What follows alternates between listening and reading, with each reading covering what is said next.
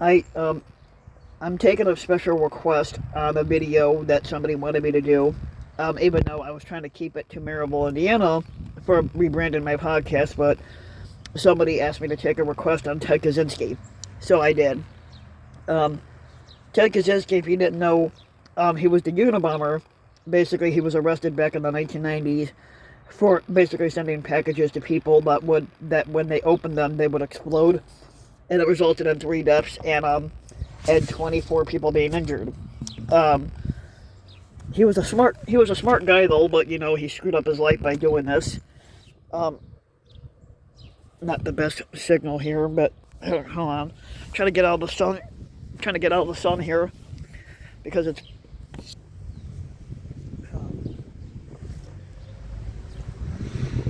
the sun's kind of basically obscuring my view here.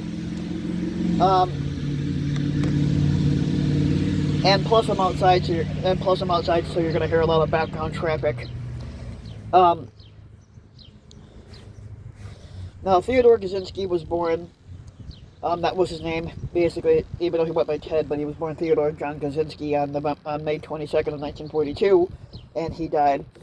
Of course, they're saying he was found dead in his jail cell in the prison that he was in, and that it was basically an apparent suicide. He was a smart guy because he was a mathematics teacher, and also basically a domestic terrorist. Basically, that's what he was.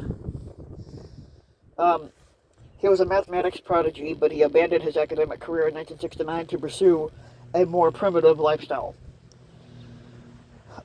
Between the years of 1978 and 1995, Kaczynski had murdered 3 individuals and he injured 24 others in a nationwide mail bombing campaign against people he believed to be advancing.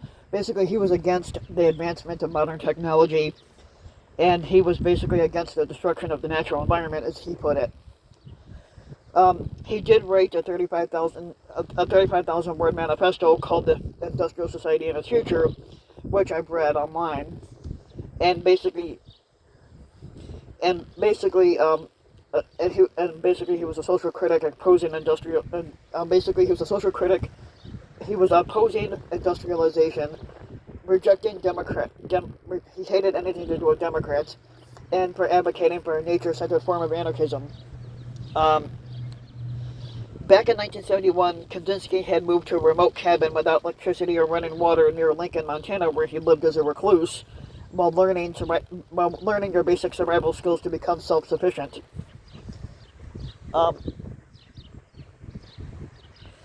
After witnessing the destruction of the wilderness surrounding his cabin, he concluded that living in nature was becoming impossible, and he resolved to fight industrialization and its destruction of nature through terrorism. Um,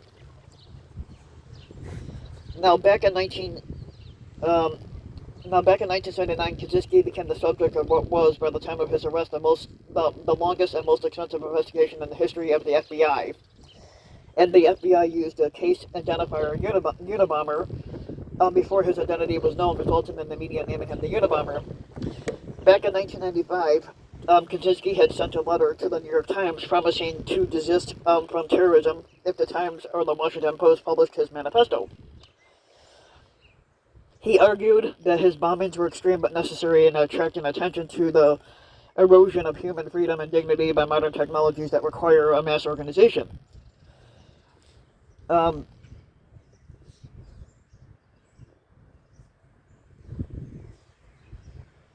and basically, he was turned in by his brother and his brother's wife after they recognized his writing. So basically, his own brother turned him in. Basically, he was arrested on 10 counts of transportation, mail-in, and use of bombs, 3 counts of first-degree murder, and then he was sentenced to eight consecutive life terms, meaning he was sentenced to over 800 years in prison without the possibility of parole. Um,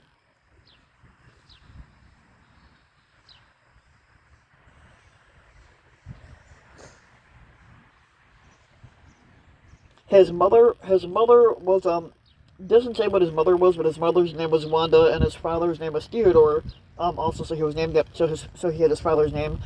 His father was a sausage maker, and the two were Polish Americans who were raised in the Roman Catholics, but they were raised as Roman Catholics, but later became atheists. Um, He was born and raised in the Chicago area before moving to where he was at. Um, he attended Evergreen Park Community High School. That's in Illinois too. Um,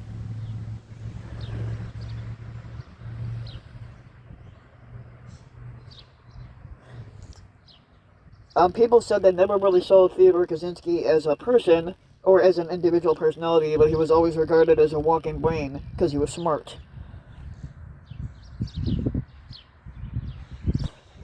Basically, during that time, during the 1960s, Kaczynski became intensely interested in mathematics, spending hours studying and solving advanced problems that nobody else could solve.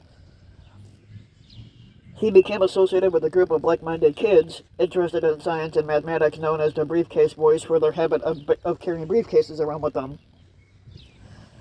He did attend Harvard University, and then during his psychological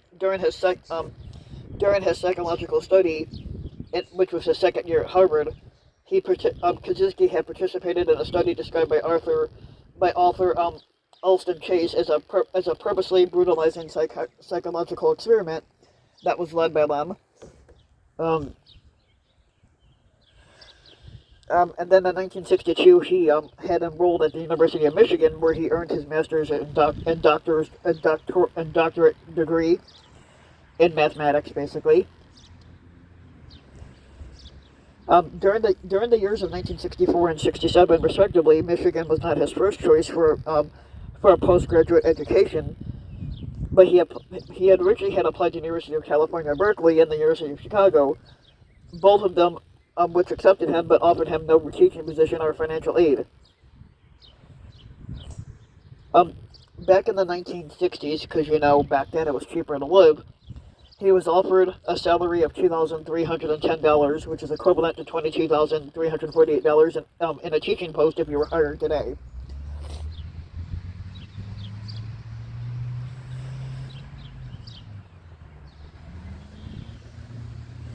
And then eventually, like I said, he moved to Montana and started living there.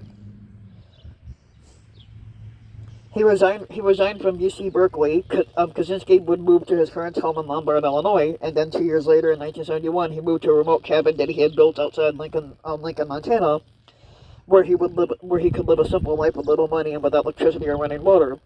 And he would work odd jobs and receive insignificant financial support from his family. Kaczynski's original goal was to become self-sufficient so he could live autonomously, and he would basically use an old bicycle to get around town, and he would volunteer at the local library and said that he would visit frequently to read classic works in their original languages.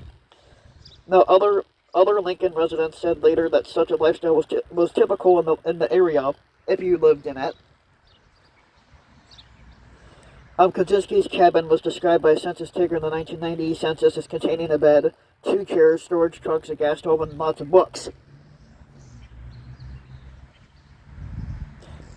Starting in the year 1975, Kaczynski performed acts of sabotage, which included arson and booby-trapping against developments near to his cabin.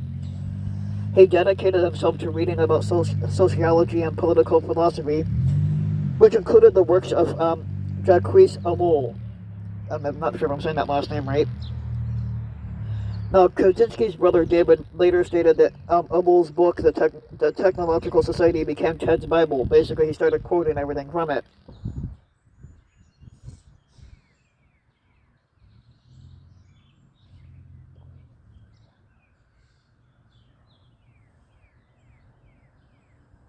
Now, Kaczynski recounted in 1998 when he read the book for the first time, he said he was delighted. He said because in his mind he's like, because I thought here is someone who was saying what I've been already thinking.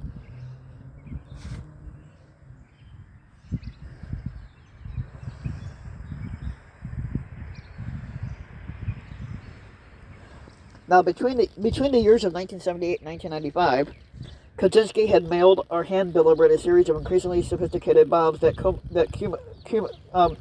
cumulatively killed 3 people and injured 23 others. 16 bombs were attributed to Kaczynski, while the bombing device had varied widely throughout the years. Mainly, it contained the initials FC, which Kaczynski later said stood for stood for Freedom Club. And inscribed on parts inside, he purposely left misleading clues in the devices and took extreme care in preparing them to avoid leaving fingerprints. Fingerprints found on some of the devices did not match those found on letters attributed to Kaczynski later on. And they also had locations of where these bombs were basically given. One of them was Northwestern University back in 1978. In 79, he mailed one to the American Airline Flight 444 from Chicago. One was on June 10th, 1980 to Lake Forest. Then University of Utah, Vanderbilt University, University of California, Berkeley, the Boeing Company in Auburn, University of Michigan, Sacramento, Salt Lake City, Tiburon, Yale University, North Caldwell, and Sacramento. These are where all the bombs were eventually sent to.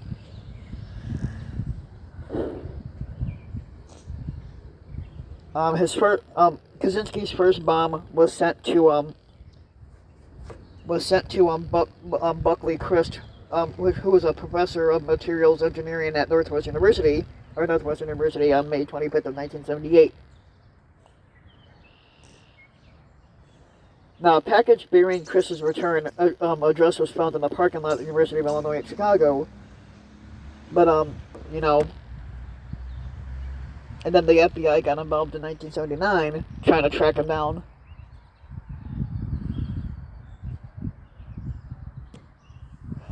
And then he would send another bomb to a Brigham Young University professor of electrical engineering, Leroy Wood Burnser.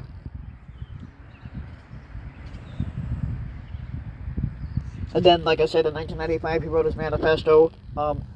I did do a review on on Ted Kaczynski's manifesto for my other YouTube channel, RBW King Reviews, and I did a video on that, talking about basically doing a review on it because people wanted me to.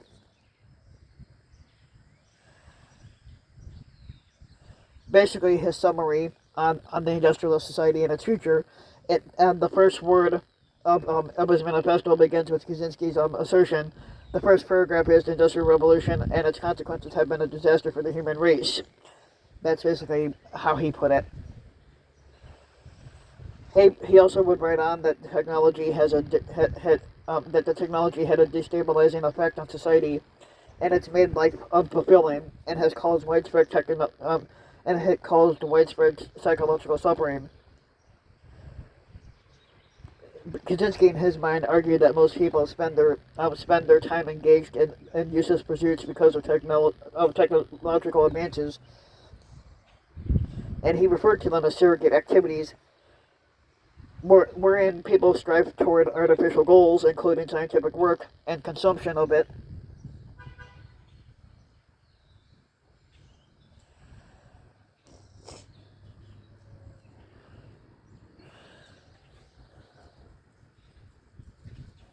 But yeah.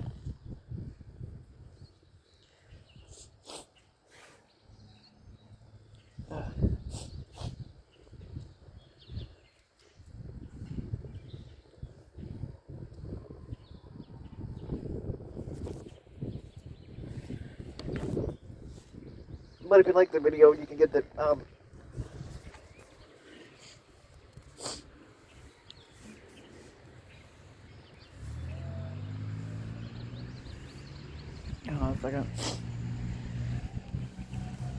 But if you'd like, the video, you can give the video a like and subscribe to my channel, RBW King. You can also hit the notification bell so that you'll be notified when a new video comes out. And if you want to support my work even further, you can leave a comment, let me know what you think, and also make sure to hit the like and subscribe button. And if you want to support my work even further, you can donate to my Patreon link, which you can find in the About section of YouTube, and for just as little as a few bucks a video or a month, your donation can help a long way, and thanks for listening.